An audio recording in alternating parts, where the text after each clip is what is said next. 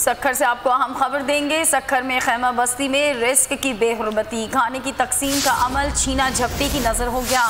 آزادی مارچ میں کارکن کھانے پر ٹوٹ پڑے، کارکن زمین پر گرے، چاول، روٹی اور سالن کو پیروں تلے رونتے رہے۔ خیمہ بستی کے اطراف گندگی اور کچرے کے ڈھیر لگ گئے۔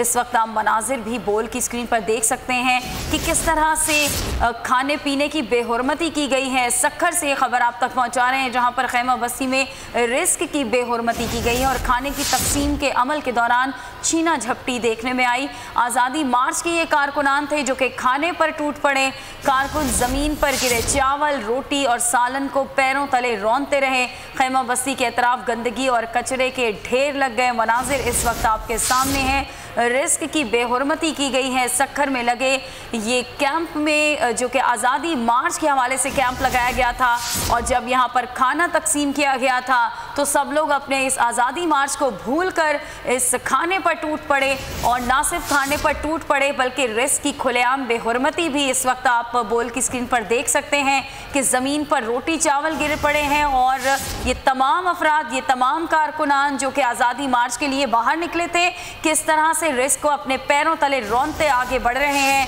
کسی کو اس بات کی فکر ہی نہیں کہ رزق کی بے حرمتی ہو رہی ہے۔ سکھر میں یہ خیمہ بستی قائم کی گئی تھی آزادی مارچ کو لے کر، اور یہ آزادی مارچ کے جو کارکنان تھے جنہوں نے آزادی مارچ میں حصہ لیا، ان کی جانب سے ہم نے دیکھا کہ جب وہاں پر کھانا تقسیم کیا گیا تو سب آزادی مارچ کو ایک سائٹ پر رکھ کر کھانے پر ٹوٹ پڑے، اور کیا صورتحال پیش آئی اس وقت آپ بول کی اسکرین پر دیکھ سکتے ہیں۔